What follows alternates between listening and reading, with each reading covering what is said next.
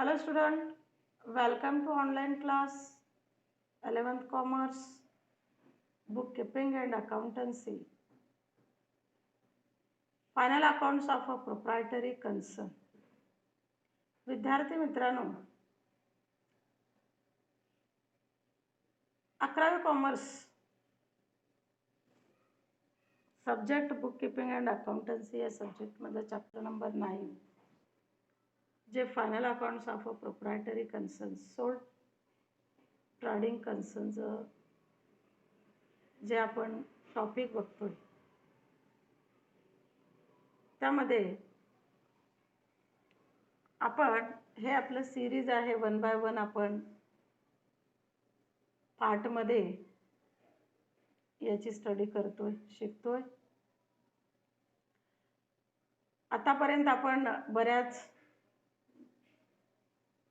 भागामध्ये आपण याच्या आधीच्या बेसिक्स बघितलेले आहेत, फॉर्म्युले बघितलेले आहेत, ॲडजस्टमेंट विषयी माहिती घेतलेली आहे. ॲडजस्टमेंटचे 2 इफेक्ट कसे होतात याविषयी आपण माहिती बघितलेली आहे. त्यानंतर महाराष्ट्र स्टेट बोर्ड जे आपलं टेक्स्टबुक आहे 11th commerce bookkeeping and accountancy त्यामध्ये प्रॅक्टिकल प्रॉब्लेम मधील जे 3rd नंबरचा प्रॉब्लेम आहे ते आपण इथं सोडवून बघितलेलं आहे. आज आपण प्रॉब्लेम नंबर 10 जे आपल्या महाराष्ट्र स्टेट बोर्डचं जे आपलं पुस्तक आहे त्या पुस्तकातील प्रॅक्टिकल प्रॉब्लेममध्ये की जे विदाउट सॉल्व त्यातलं आपलं 10 नंबरचा प्रॉब्लेम आपण आज बघणार आहोत. तो सोडवून बघूयात.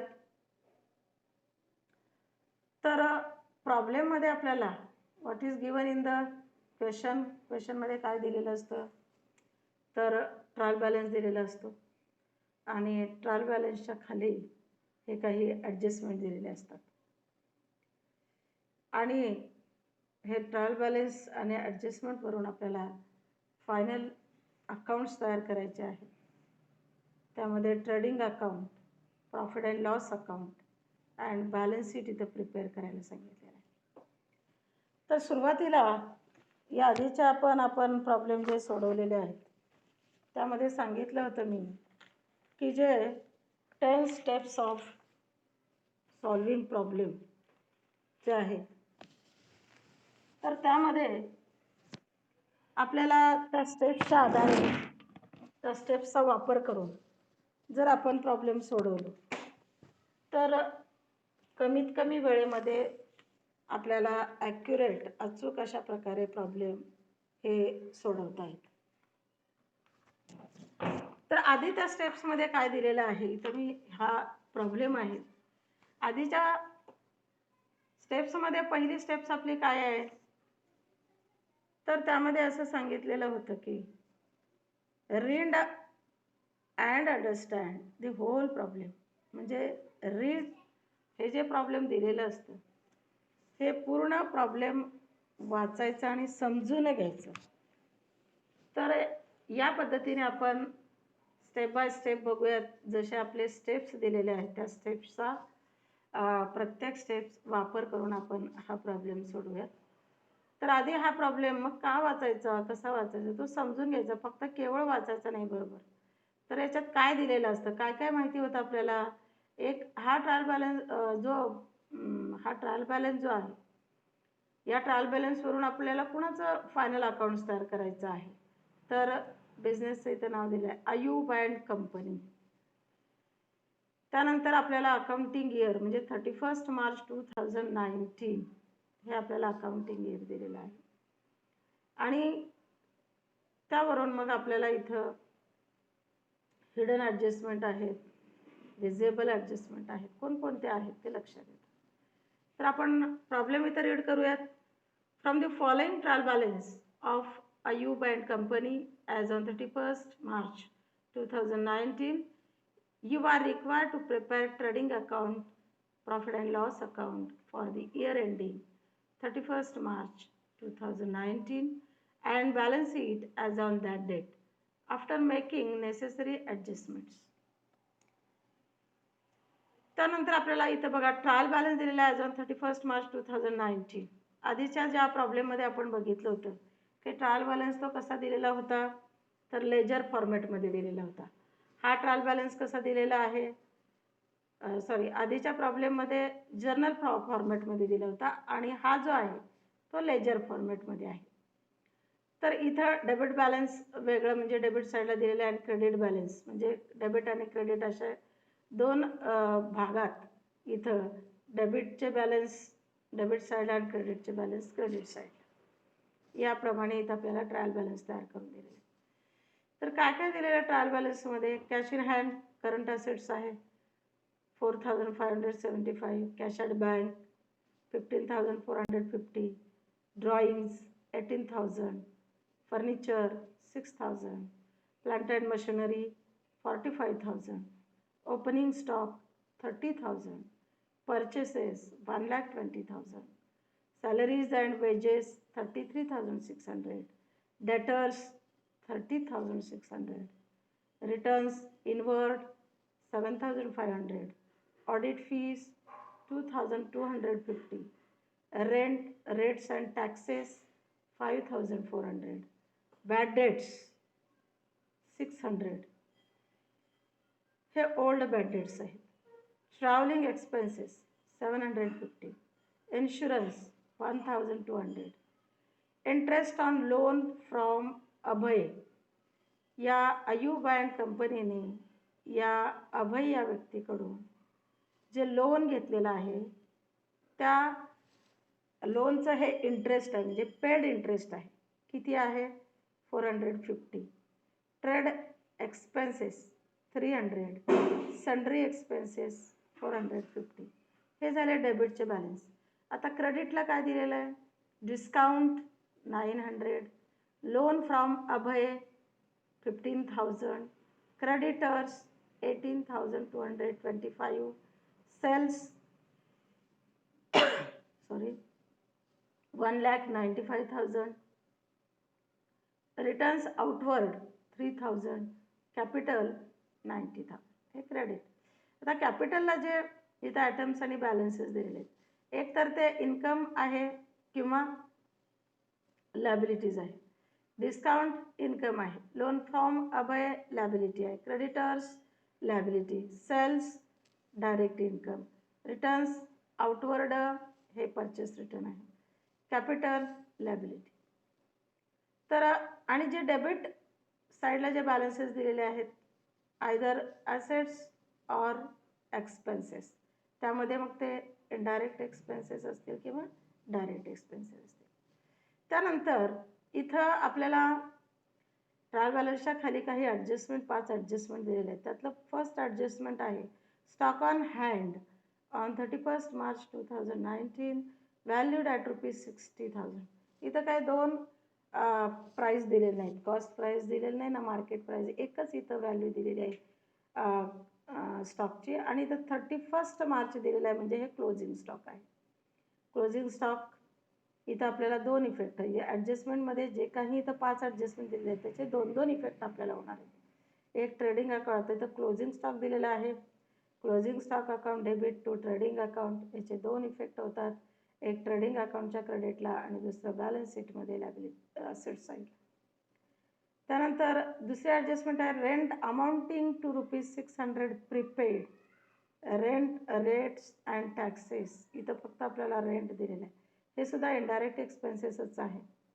पहिली जी ॲडजस्टमेंट आहे ते prepaid rent account debit to rent account असं होतं. प्रीपेड रेंट हे पुढील वर्षाचं जे खर्च आहे ते आपण याच वर्षी दिलेलं आहे, त्यामुळे पुढील वर्षाचं जे खर्च आहे ते यावर्षीचं. असेट्स आहे त्यामुळे बॅलन्स शीटच्या असेट साईडला प्रीपेड रेंट म्हणून पहिला इफेक्ट होणार आहे आणि दुसरा इफेक्ट प्रॉफिट अँड लॉस अकाउंटच्या डेबिटला जे आधी रेंट दिलेलं आहे त्यामध्ये ते ॲड होणार आहे. त्यानंतर इथं थर्ड ॲडजस्टमेंट दिलेलं आहे bad debts ₹600 and create a provision for doubtful debts 5% on debtors. डेटर्सवरच इथं ऑलरेडी क्रिएट केलं जातं. तर इथं जे ट्रायल बॅलन्समध्ये दिलेलं बॅड डेट्स आहे ते ओल्ड आहे. इथं ॲडजस्टमेंटमध्ये दिलेलं न्यू बॅड डेट्स दिलेलं आहे, न्यू RDD दिलेलं आहे. ठीक आहे. या प्रॉब्लेममध्ये आपल्याला ओल्ड RDD दिलेलं नाही आहे. आधीच्या प्रॉब्लेममध्ये जे आपण बघितलं होतं त्यामध्ये ओल्ड RDD दिलेली होती. त्यानंतर चौथं जे आहे ते डेप्रिसिएशन आहे. Depreciation on plant and machinery by 10% and furniture is valued at ₹4,500. इथं दोन जे फिक्स्ड असेट्स आहेत त्यावर इथं डेप्रिसिएशन चार्ज केलेलं आहे. प्लांट अँड मशिनरी 10% आणि फर्निचर इथं काढूनच आपल्याला व्हॅल्यू दिलेली आहे. नाही, फर्निचर इज व्हॅल्यूड ॲट ₹4,500 म्हणलेलं आहे. फर्निचरची व्हॅल्यू आपल्याला इथं किती दिलेली आहे? 6,000 आहे. इथं याचा अर्थ काय आहे की फर्निचर आत्ता 31 मार्चला त्याची व्हॅल्यू किती आहे? 4,500 आहे. आणि इथं ट्रायल बॅलन्समध्ये किती दिलेलं आहे? 6,000. म्हणजे इथं कमी झाली 4,500. कितीने कमी झाली? 1,500. म्हणजे हे डिक्रीज आहे. फर्निचर डिक्रीज आहे म्हणजेच ते डेप्रिशिएशन आहे. 1,500 आपल्याला इथं डेप्रिशिएशन घ्यायचं आहे कारण इथं व्हॅल्यू दिलेली आहे फर्निचरची. ठीक आहे. त्यानंतर आता इथं डेप्रिशिएशनची आपल्याला माहीत आहे एंट्री ॲडजस्टमेंटची. Depreciation account debit to machinery account म्हणजे to plant and machinery account to furniture account.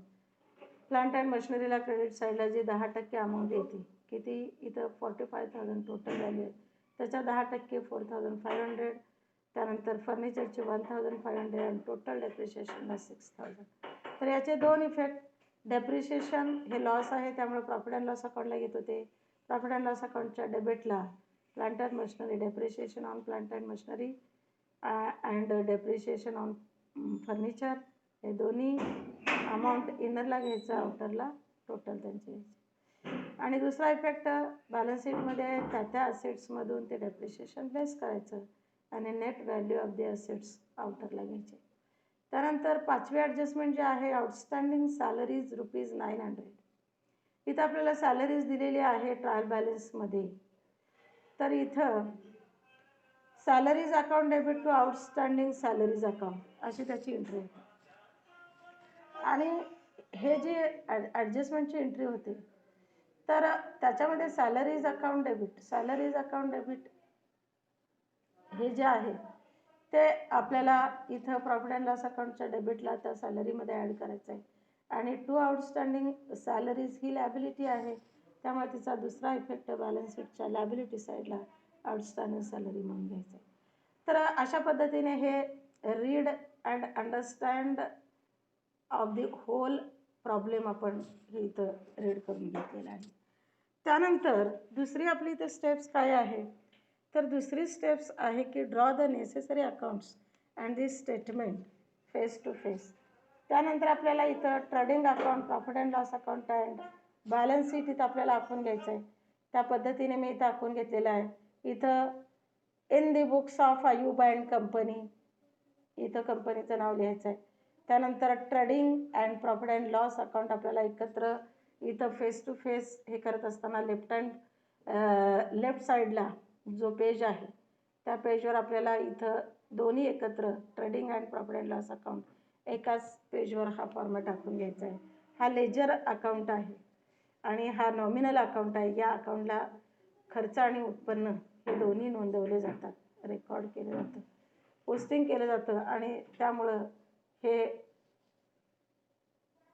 It is an nominal account आणि as well as income statements आहे. आणि त्यामुळं याचा फॉर्मॅट असा आहे डेबिट आणि क्रेडिट साईड. डेबिट साईडला डेबिट साईड ही लेफ्ट साईडला पर्टिक्युलर इनर कॉलम अमाऊंटचं आणि इनर कॉलम आउटर कॉलम आणि इनर कॉलम अमाऊंटचे घ्यायचे आहेत. क्रेडिट साईडला पर्टिक्युलर आणि दोन अमाऊंटचे कॉलम, एक इनर एक आउटर. तर अशा पद्धतीनं हा फॉर्मॅट आखून घ्यायचा आहे. अप्पर साईडला ट्रेडिंग अकाउंट आणि लोअर साईडला इथं प्रॉफिट अँड लॉस अकाउंट याप्रमाणे इथं आखून घ्यायचं आहे. आणि लगेच त्याच्या तुमच्या पुढच्या पेजला बॅलन्स शीट आखून घ्यायचं आहे. Balance sheet is not account, it is a statement and it is a financial statement. इथं लेफ्ट साईडला लॅबिलिटीज आणि राईट साईडला असेट्स इथं दोन पार्ट केलेले आहेत. तर इथं बाजू साईड्स नाही आहे तर दोन पार्ट आहेत. लेफ्ट साईडला लेफ्ट बाजूला लॅबिलिटी आणि राईट साईडला इथं ॲसेट्स. फक्त नावं आणि ते अमाऊंट इथं इनर कॉलम आउटर कॉलम दोन्ही इथं आपल्याला दोन्ही साईडला इथं घ्यायचे आहेत. ठीक आहे. इथं फक्त नाव दिलं जातात आणि त्यांची अमाऊंट दिलेली असते. तर अशा पद्धतीनं हे बॅलन्स शीट स्टेटमेंट इथं मी ड्रॉ केलेलं आहे. आणि या बाजूला trading and profit and loss account. Balance शीटच्या खाली तिथं पेज जो निम्मा पेज आपला हाफ पेज जो रिकामी असतो तिथं वर्किंग नोट्समध्ये आपल्याला तिथं जे ॲडजस्टमेंट दिलेले असतात त्या ॲडजस्टमेंटची आपल्याला प्रॉपरली एंट्री करून घ्यायची आहे, जेणेकरून आपल्याला ते विथ रिझन समजलं पाहिजे की त्याचे इफेक्ट हे दोन ठिकाणी होतात तर का होतात. तर हे आपल्याला लक्षात यायला पाहिजे. आणि सेकंड जे स्टेप्स आहेत ते draw the necessary accounts and statement. त्यानंतर थर्ड जे आहे, थर्ड स्टेप काय आहे, pass the adjustment entry balance sheet. इथं ट्रायल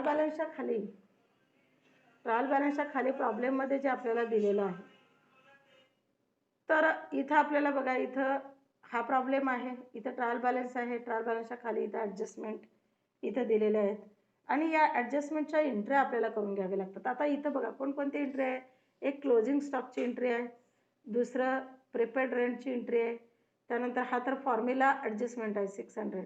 याच्यामध्ये old bad debt, new bad debt, new RDD add करायचं आहे आणि त्यातून old bad debts, new bad debts आणि न्यू RDD ॲड करायचं आहे आणि त्यातून लेस करायचं आहे ओल्ड RDD. तर हे फॉर्म्युला ॲडजस्टमेंट आहे. डेप्रिसिएशनची आपल्याला एंट्री करून घ्यायची आहे आणि आउटस्टँडिंग एक्सपेन्सेसची एंट्री करून घ्यायची आहे. ते इथं बघा मी करून घेतलेलं आहे. बॅलन्स शीटच्या खाली जी जागा आपली आहे हाफ पेज जो रिकामी आहे तो आपल्याला इथं ही एंट्री या पद्धतीने इथं मी केलेल्या आहेत त्या पद्धतीने. क्लोजिंग स्टॉकची एंट्री इथं first closing stock account debit to trading account अशी जनरल एंट्री होती. क्लोजिंग स्टॉक इज असेट्स, त्यामुळं तिचा पहिला इफेक्ट होणार आहे बॅलन्स शीटच्या असेट साईडला. आणि टू ट्रेडिंग अकाउंट हे क्रेडिटला आहे, टू ट्रेडिंग अकाउंट हे क्रेडिटला आहे, त्यामुळे ट्रेडिंग अकाउंटच्या क्रेडिट साईडला इथं closing stock bye closing stock म्हणून 60,000 इथं येणार आहे, कारण वर्षभर विकून शिल्लक राहिलेला तो माल. असं हे क्लोजिंग स्टॉकचे दोन ठिकाणी इफेक्ट हे केले जातात. त्यानंतर तिथं दिलेलं आहे की प्रिपेड रेंट आहे 600 रुपये. तर प्रिपेड रेंटची जनरल एंट्री प्रॉपर काय होते की prepaid rent account debit. Prepaid rent म्हणजे पुढच्या वर्षीचं, म्हणजे पुढच्या वर्षातलाही 600 आपण रेंट हे पेड केलेलं आहे. पुढच्या वर्षीचा खर्च असेल तर करंट इयरचं असेट्स आहे आणि त्यामुळे याचा पहिला इफेक्ट कुठं जाणार आहे, बॅलन्स शीटच्या असेट साईडला प्रिपेड रेंट म्हणून 600 रुपये घ्यायचे आहेत. आणि टू रेंट अकाउंट, रेंट हे इनडायरेक्ट एक्सपेन्सेस आहे, त्यामुळे इनडायरेक्ट एक्सपेन्सेस आपण प्रॉफिट अँड लॉस अकाउंटच्या डेबिटला घेतो आणि तिथं ऑलरेडी जे ट्रायल बॅलन्समध्ये दिलेलं रेंट आहे त्या रेट्स अँड टॅक्सेसमध्ये हे ॲड करायचं आहे. म्हणजे अशा प्रकारे हे दोन इफेक्ट. त्यानंतर तिसरं जे दिलेलं आहे तिथं आउटस्टँडिंग सॅलरीच्या बाबतीत दिलेलं आहे. आउटस्टँडिंग सॅलरीची एंट्री ही अशी होती की salaries account debit to outstanding salaries account 900 रुपये दिलेले आहेत. सॅलरी ही सुद्धा इनडायरेक्ट ऑफिस एक्सपेन्सेस आहे. ऑफिसमध्ये जे काम करणारा स्टाफ आहे त्यांना आपण सॅलरी देतो आणि अजून आपल्याला या करंट इयरशी रिलेटेड जी सॅलरी आहे ती 900 रुपये आपल्याला पेएबल आहे, आपण दिलेलं नाही, अनपेड आहे. त्यामुळं हे आपण सॅलरी ऑफिस एक्सपेन्सेस असल्यामुळं इनडायरेक्ट एक्सपेन्सेस आहे आणि प्रॉफिट अँड लॉस अकाउंटच्या डेबिटला आपण घेतो. ट्रायल बॅलन्समध्ये दिलेलं आहे ते आपण त्या सॅलरीमध्ये हे ॲड करायचं आहे. आणि दुसरा इफेक्ट कुठं करायचा आहे की आउटस्टँडिंग सॅलरी पेएबल आहे, अनपेड आहे, ती द्यावी लागणार आहे आपल्याला आणि म्हणून ते काय आहे लॅबिलिटी आहे, म्हणून बॅलन्स शीटच्या लॅबिलिटी साईडला हे आउटस्टँडिंग सॅलरीज घेतली जाते. असे दोन इफेक्ट याचे होतात. त्यानंतर डेप्रिशिएशन दिले इथं plant and machinery and furniture या दोन फिक्स असेट्सवर इथं डेप्रिशिएशन क्रिएट करायला सांगितलेलं आहे. फर्निचरची ऑलरेडी व्हॅल्यू दिलेली आहे, म्हणजेच इनडायरेक्टली ते काढूनच दिलेलं आहे आपल्याला depreciation. Depreciation account debit journal entry कशी होते, depreciation account debit to plant and machinery account to furniture account, हे मी कंबाईंड एंट्री इथं सुद्धा केलेली आहे. डेप्रिशिएशन अकाउंट हा लॉस आहे आणि लॉस आपण प्रॉफिट अँड लॉस अकाउंटच्या डेबिटला घेतो. तिथं हे 4,500 प्लांट अँड मशिनरीवर झालेलं डेप्रिशिएशन आणि फर्निचर झालेलं 1,500 असं टोटल तिथं 6,000 आपण प्रॉफिट अँड लॉस अकाउंटच्या डेबिटला घ्यायचं आहे. आणि प्लांट अँड मशिनरी हे 4,500 जे डेप्रिशिएशन आहे ते बॅलन्स शीटमध्ये आपण असेट साईडला जे प्लांट अँड मशिनरीची व्हॅल्यू घेतो त्याच्यातून लेस करायचं आणि आउटरला घ्यायचं आहे. तसंच फर्निचरचं पण व्हॅल्यू घ्यायची आहे, त्याच्यातून हे 1,500 डेप्रिशिएशन लेस करायचं आहे आणि आउटरला घ्यायचं आहे. तर अशा पद्धतीनं हे आपण वर्किंग नोट्समध्ये प्रॉपरली जे ॲडजस्टमेंट दिलेले असतात त्याचे जर्नल एंट्र्या करून घ्यायचं. हे तिसऱ्या स्टेप्समध्ये. चौथ्या स्टेप्समध्ये आपल्याला काय करायचं आहे, put the dots on the items of trial balance having adjustment.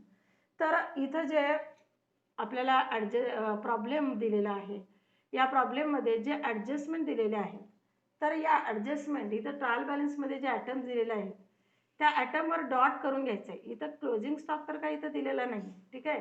पण रेंट अमाऊंटिंग प्रिपेड रेंट म्हणजे इथं आपल्याला रेंट इथं कुठं दिलेलं आहे बघा आपल्याला, तर या ठिकाणी दिलेलं आहे ऑडिट फीच्या खाली रेंट. इथं डॉट किंवा क्रॉस करा किंवा स्टार करा किंवा राईट करा, कुठलाही तिथं आपल्याला साईन द्यायचे आहे. त्यानंतर बॅड डेट्स आहे, बॅड डेट्स आहे तर इथं ओल्ड बॅड डेट्स दिलेलं आहे त्याच्यात आपल्याला प्रोव्हिजन करायचे आहे, म्हणजे ॲड करायचं आहे, त्यामुळे इथं डॉट द्यायचं आहे. आणि RDD आपण क्रिएट करतो डेटर्सवर, तर इथं डेटर्सवर पण इथं आपल्याला डॉट द्यायचा आहे. त्यानंतर डेप्रिशिएशन सांगितलेलं आहे प्लांट अँड मशिनरी, इथं डॉट करायचं आहे. त्यानंतर फर्निचरवर आपल्याला करायला सांगितलेलं आहे, तर फर्निचर इथं दिलेलं आहे, तर या फर्निचरवर आपल्याला डॉट द्यायचा आहे. त्यानंतर आउटस्टँडिंग सॅलरीज दिलेले आहे, तर सॅलरीज इथं आपल्याला ट्रायल बॅलन्समध्ये कुठं दिलेलं आहे, तर इथं दिलेलं आहे salaries and wedges. First name इथं सॅलरीज आहे, त्यामुळे हे कुठं जाणार आहे, प्रॉफिट अँड लॉस अकाउंटच्या डेबिटला. वेजेस अँड सॅलरी असं असतं, फर्स्ट नेम जर वेजेस असतं तर ते आपण ट्रेडिंग अकाउंट डायरेक्ट एक्सपेन्सेस झालं असतं, पण हे सॅलरीज अँड वेजेस आहे त्यामुळे इनडायरेक्ट एक्सपेन्सेस. आणि इथं डॉट द्यायचं आहे कारण याला इथं आउटस्टँडिंग ॲडजस्टमेंट आहे. तर अशा पद्धतीने आपल्याला इथं काय करायचं आहे, डॉट द्यायचं आहे, जेणेकरून आपल्याला इंटरेस्ट जेव्हा आपण ट्रायल बॅलन्समधून त्या अकाउंटला आणि बॅलन्स शीटमध्ये जेव्हा स्टेटमेंटमध्ये पोस्टिंग करतो, ट्रान्सफर करतो, तेव्हा ते आपल्या लक्षात आलं पाहिजे की याला ॲडजस्टमेंट आहे. त्यानंतर पाचवं आता बघायचं आहे की posting the items of trial balance to the accounts and statements. आता इथं 1 बाय 1 आपण काय करूयात की 1 बाय 1 इथं आपल्याला प्रत्यक्षात इथं आपण जे ड्रॉ केलेले आहेत अकाउंट्स अँड स्टेटमेंट, त्याला इथं ट्रायल बॅलन्समध्ये दिलेलं डेबिट आणि क्रेडिट साईडला जे आयटम्स आणि त्यांचे बॅलन्सेस दिलेले आहेत ते आपल्याला आता ट्रान्सफर करायचं आहे. इथं बघा पहिलं काय दिलेलं आहे, cash in hand, cash at bank, हे करंट असेट्स आहे, त्यामुळे कुठं जाणार आहे हे. आणि एक महत्त्वाची गोष्ट आणखीन एकदा मी सांगते आवर्जून की ट्रायल बॅलन्समध्ये जे आयटम्स आणि बॅलन्स दिलेले असतात त्याचं एकच इफेक्ट होतं. जर इथं हिडन जर ॲडजस्टमेंट असेल, म्हणजे इथं असेट्स दिलेलं आहे आणि ब्रॅकेटमध्ये काहीतरी दिलेलं असेल, तर आपल्याला इथं काय करावं लागणार आहे.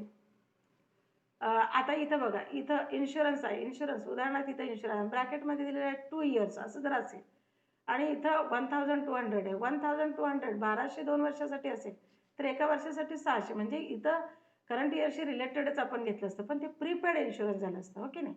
तर इथं आपल्याला हिडन ॲडजस्टमेंट इथं कोणते दिलेले नाही आहेत.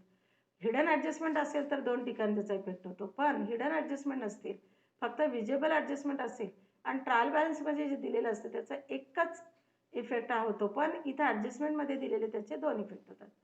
तर आता आपण ट्रायल बॅलन्समध्ये दिलेले जे आयटम्स आहेत डेबिट साईडला ते 1 बाय 1 आपण त्याची पोस्टिंग करूया. तर कॅश इन हँड आणि कॅश ॲट बँक ही काय आहे, करंट असेट्स आहे, तर ते आपण करंट असेट्स कुठे ट्रान्सफर करतो, तर बॅलन्स शीटच्या असेट साईडला. तर इथं बघा मी बॅलन्स शीटच्या असेट साईडला कॅश इन हँड 4,575 आणि त्याच्याच खाली कॅश ॲट बँक 15,450 घेतलेलं आहे. याचा एकच इफेक्ट होतो, याला काही इथं ॲडजस्टमेंट दिलेली नाही. त्यानंतर ड्रॉइंगचे आपण ड्रॉइंग कुठे हे करतो, याचा एकच इफेक्ट होतो, पण कुठे कॅपिटलमधून ते लेस होतं, कॅपिटलमधून ते काय होतं, लेस होतं, ठीक आहे.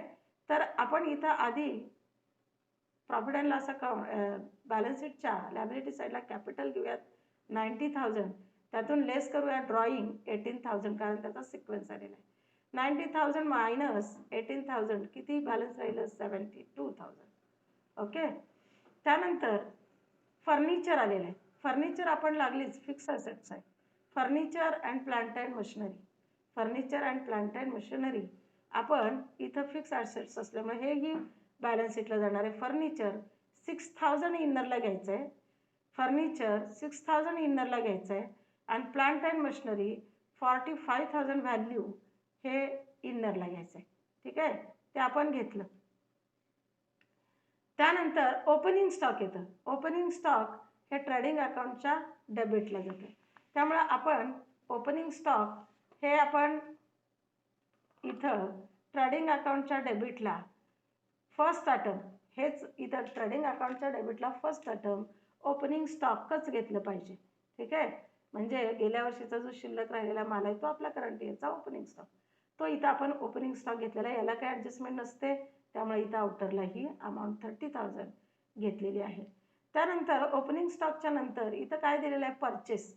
तर बरोबर इथं ट्रायल बॅलन्समध्ये ओपनिंग सिक्वेन्स दिलेला आहे. ओपनिंग स्टॉकच्या नंतर परचेसेसच घेतले पाहिजे.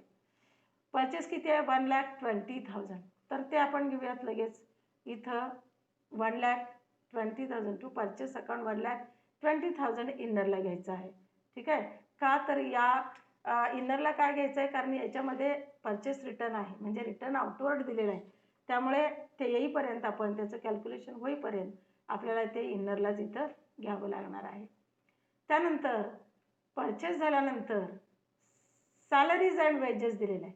सॅलरीज अँड वेजेसला इथं आपण डॉट केलेलं आहे, म्हणजे ॲडजस्टमेंट आहे. ठीक आहे, तर salaries and wages indirect expenses आहे, त्यामुळे प्रॉफिट अँड लॉस अकाउंटच्या डेबिटला to salaries and wages account 33,600 हेही इनरला घ्यायचं आहे, कारण याला ॲडजस्टमेंट आहे.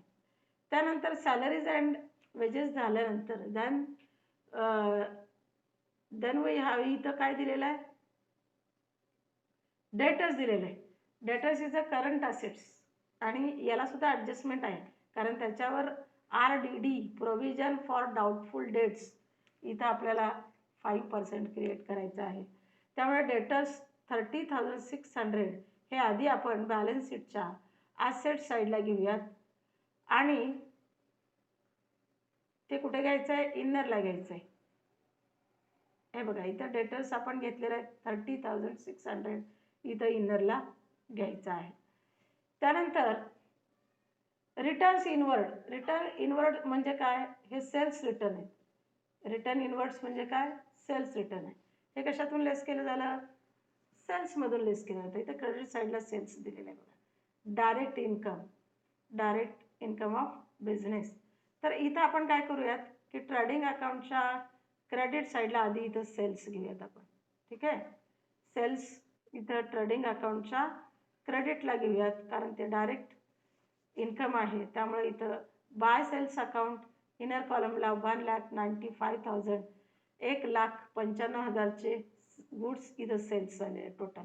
आणि त्यातून आपल्याला इथं सेल्स इनवर्ड किंवा सेल्स रिटर्न किंवा रिटर्न इनवर्ड दोन्हींचा अर्थ एकच आहे, सेल्स रिटर्न किंवा रिटर्न इनवर्ड. तर या प्रॉब्लेममध्ये आपल्याला रिटर्न इनवर्ड दिलेला, आधीच्या प्रॉब्लेममध्ये सेल्स रिटर्न होतं. तर अशा पद्धतीने हे आपल्याला इथं सेल्स रिटर्न किती झालेले आहेत आपल्याला रिटर्न इनवर्ड तर 7,500 ते लेस करायचे आहेत टोटल सेल्समधून. आणि आउटरला घ्यायचं आहे 1,87,500 लेस करून अमाऊंट. ठीक आहे, त्यानंतर म्हणजे आपण आता इथं रिटर्न इनवर्ड पण घेतलेलं आहे. त्यानंतर ऑडिट फीस. ऑडिट फीसला काही ॲडजस्टमेंट नाही आहे, ते इनडायरेक्ट एक्सपेन्सेस आहे. प्रॉफिट अँड लॉस अकाउंटच्या डेबिट साईडला आपल्याला घ्यायचं आहे. इथं हे प्रॉफिट अँड लॉस अकाउंट इथं आपण घेतलेलं आहे. टू ऑडिट फीस, हे बघा to audit fees salaries and वेजेसच्या खाली टू ऑडिट फीस 2,250 डायरेक्ट आउटरला घेतलेला आहे, कारण इथं याला ॲडजस्टमेंट नाही. ठीक आहे, त्यानंतर ऑडिट फीस इथं झाल्यानंतर रेंट रेट्स अँड टॅक्सेस दिलेले आहेत. इथं आपल्याला ॲडजस्टमेंट आहे, डॉट केलेला आहे. पण काय ॲडजस्टमेंट आहे, प्रीपेड आहे. ठीक आहे, तर आधी आपण हे ट्रायल बॅलन्समध्ये दिलेलं प्रॉफिट अँड लॉस अकाउंटच्या डेबिटला घेऊयात. इथं आपण घेतलेलं आहे to rent rates and taxes account इनरला घेतलेला आहे, कारण याला ॲडजस्टमेंट आहे प्रीपेडची 5,400 आपण एंट्री पण केलेली होती की prepaid expenses account debit to expenses. ठीक आहे, त्यामधून हे लेस केलं, प्रीपेड लेस होतं, पुढच्या वर्षीचा खर्च या वर्षीचं इन्कम आहे, त्यामुळं आपण हे ॲडव्हान्समध्ये दिलेला खर्च आहे तो लेस करायचा आहे.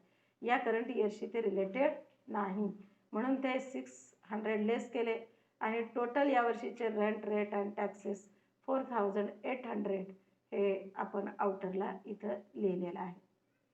ठीक आहे, त्यानंतर किंवा आपण हे फक्त इथं इनरला घेऊन ठेवलं तर ही चालतं.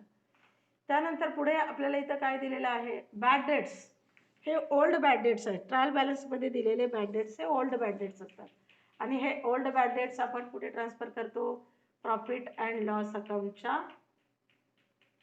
डेबिटला. प्रॉफिट अँड लॉस अकाउंटच्या डेबिटला आपण ट्रान्सफर करतो. हे बघा इथं टू बॅड डेट्स अकाउंट 600 इनरला घेतले कारण आपल्याला ॲडजस्टमेंटमध्ये new bad debts and new bad debts and new RDD दिलेला आहे, त्यामुळे आपण ते इनरला घ्यायचं आहे. बॅड डेट्स आपण घेतलं. त्यानंतर travelling expenses. Travelling expenses is an indirect expenses आहे, त्यामुळे प्रॉफिट अँड लॉस अकाउंटच्या डेबिटला घ्यायचं आहे. याला काही ॲडजस्टमेंट नाही आहे, त्यामुळे डायरेक्ट मी आउटर कॉलमला इथं 750 घेतलेला आहे. त्यानंतर इन्शुरन्स. इन्शुरन्स हे पण इनडायरेक्ट एक्सपेन्सेस आहे, प्रॉफिट अँड लॉस अकाउंटच्या डेबिटला घ्यायचा आहे. एकच याचा इफेक्ट होतो टू इन्शुरन्स अकाउंट 1200 आउटर कॉलमला. ठीक आहे, त्यानंतर पुढे बघा इथं काय दिलेलं आहे. इन्शुरन्स झाल्यानंतर interest on loan from Abhay. या आयु बँक कंपनीने अभय या व्यक्तीकडून लोन घेतलेला आहे. बघा इथं क्रेडिट साईडला दिलेलं आहे, लोन फ्रॉम अभय 15,000. तर हे काय लायबिलिटीज आहे. तर या लोन दिल्यामुळे त्याला बिझनेसने इंटरेस्ट, आयु बँक कंपनीने इंटरेस्ट दिलेला आहे, म्हणजे बिझनेसच्या दृष्टिकोनातून हे काय आहे, हे एक्सपेन्सेस आहे. एक्सपेन्सेस आहे, पण ते कोणतं एक्सपेन्सेस आहे, इनडायरेक्ट एक्सपेन्सेस आहे. त्यामुळं हे कुठे येणार आहे, प्रॉफिट अँड लॉस अकाउंटच्या डेबिटला. प्रॉफिट अँड लॉस अकाउंटच्या डेबिटला ते इंटरेस्ट येणार आहे आणि ते एकाच ठिकाणी आपण त्याची नोंद करतोय. ठीक आहे,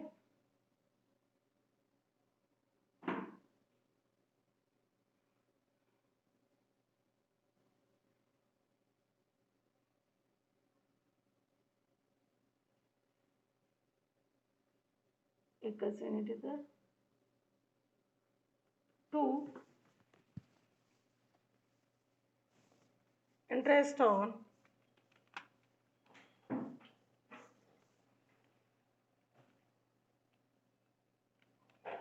टू इंटरेस्ट अकाउंट. इथं आपल्याला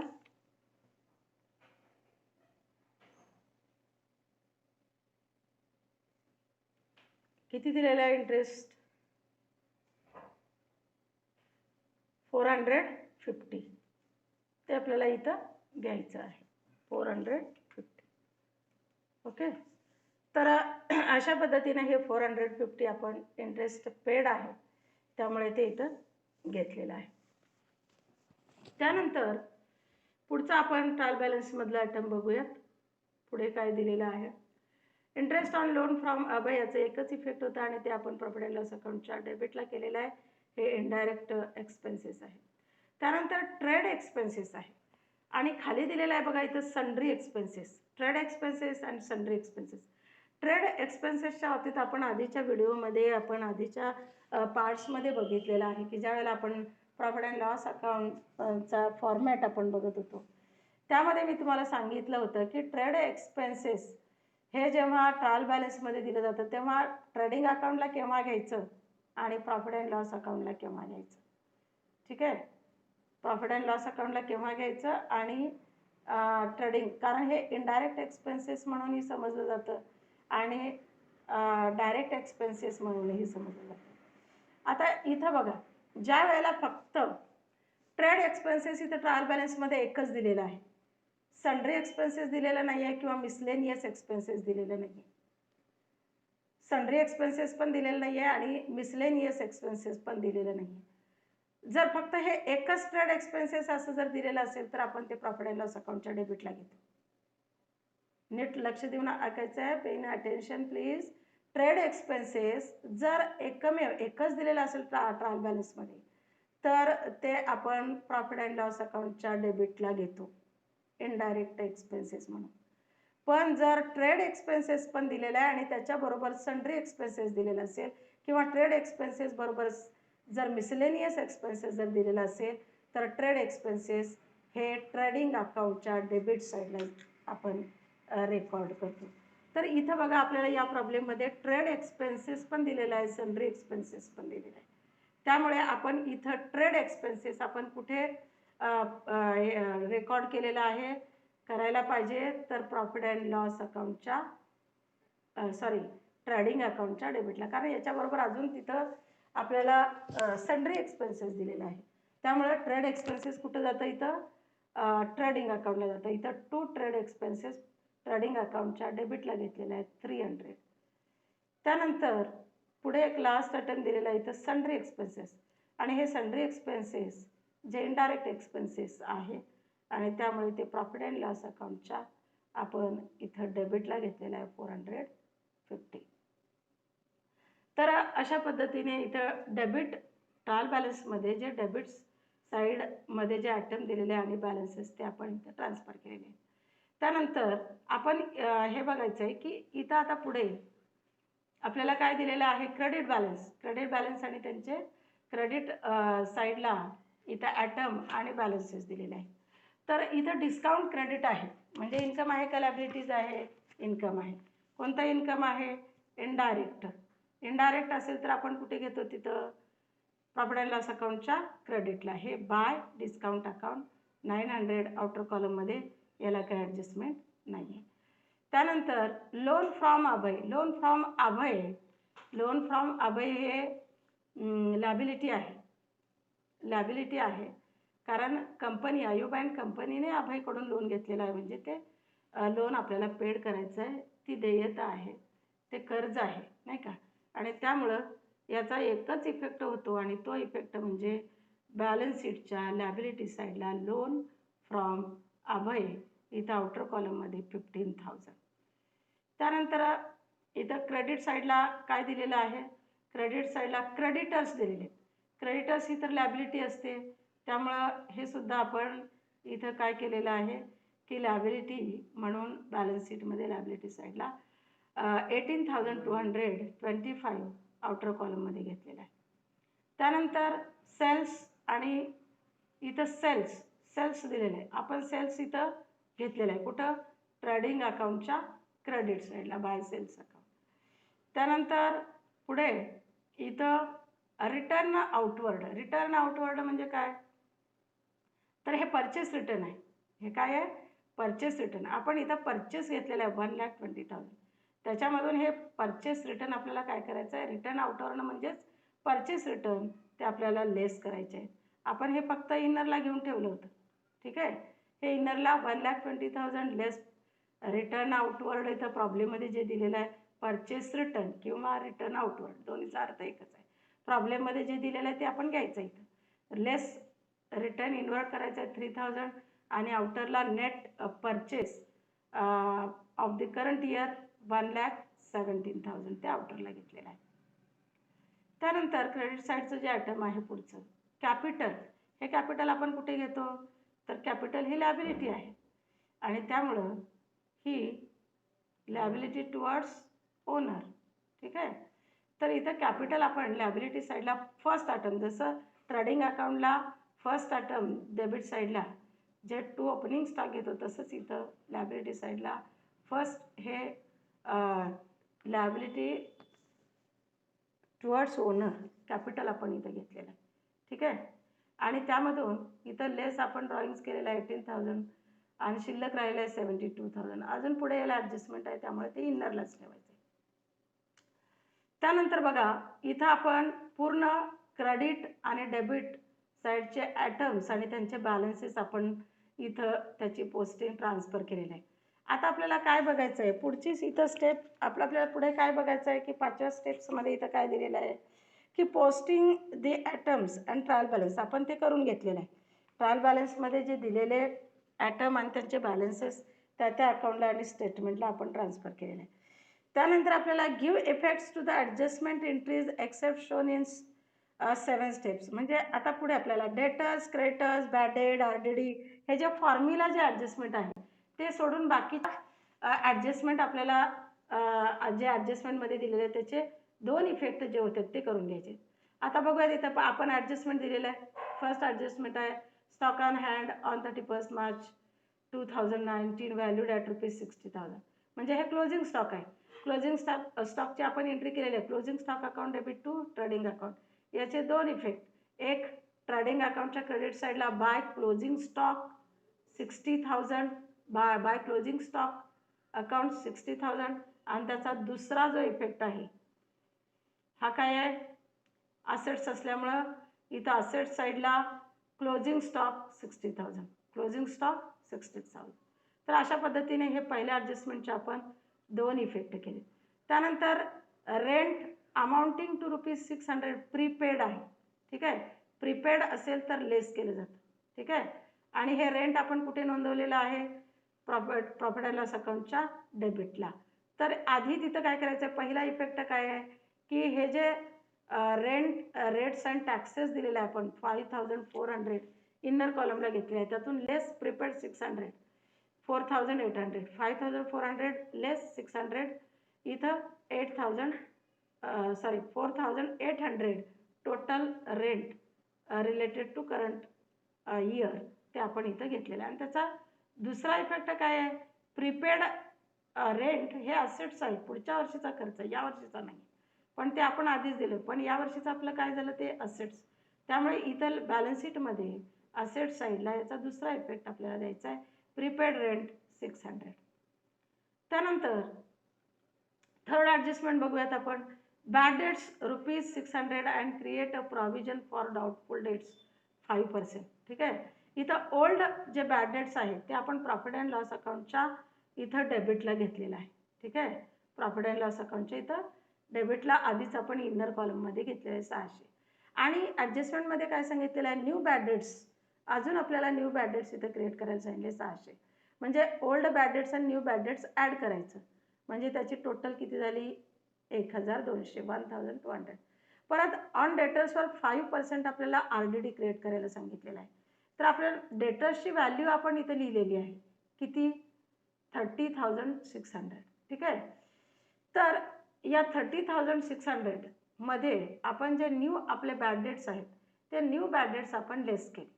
न्यू बॅड डेट्स इथं लेस केले. लेस करून डेटर्स आपले किती मग शिल्लक राहिले डेटर्सचं बॅलन्स किती आलं तर 30,000. या 30,000वर आपल्याला 5% RDD क्रिएट करायचं आहे.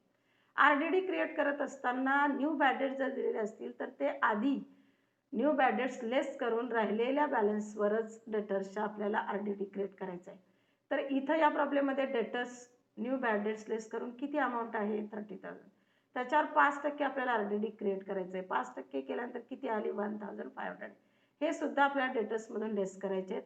लेस न्यू RDD 1,500 आणि इथं टोटल नेट डेटर्सची व्हॅल्यू 28,500 हे आपण आउटरला घेतलेलं आहे.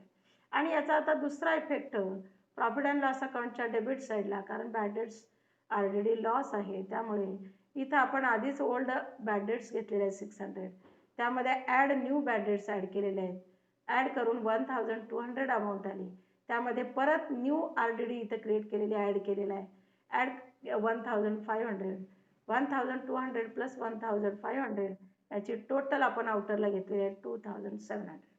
तर अशा पद्धतीने इथं दोन्ही ठिकाणी याचा इफेक्ट आपला इथं असं केलं पाहिजे.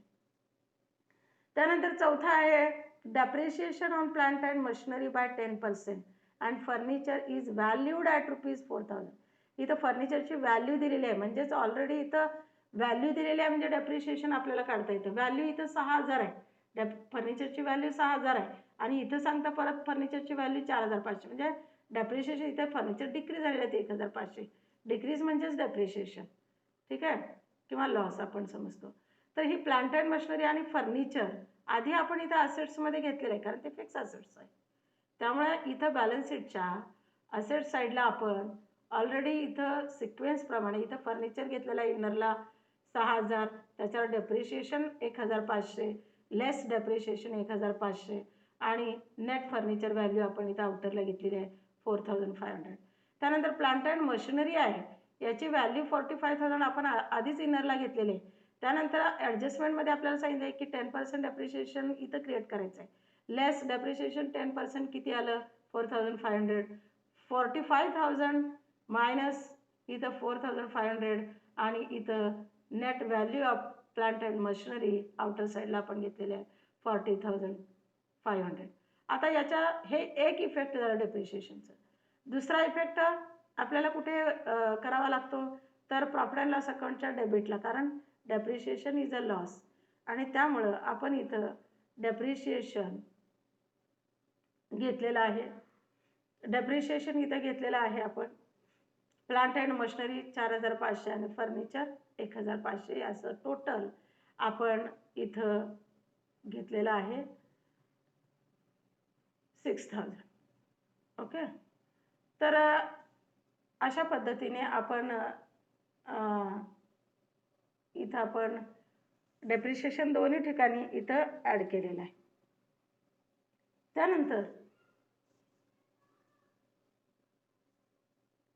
त्यानंतर आपल्याला घ्यायचं आहे इथं काय की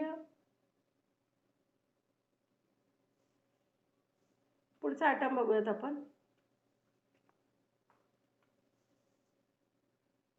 पुढे काय दिलेलं आहे, हे डेप्रिशिएशनची ॲडजस्टमेंट आपण बघितली दोन ठिकाणी. एक प्रॉफिट अँड लॉस अकाउंटला आपण इथे घेतलेलं आहे प्लांट अँड मशिनरी अँड फर्निचरची डेप्रिशिएशन आणि बॅलन्स शीटमध्ये असेट साईडला त्या असेट्समधून आपण लेस केलेलं आहे. त्यानंतर येतं आउटस्टँडिंग सॅलरीज.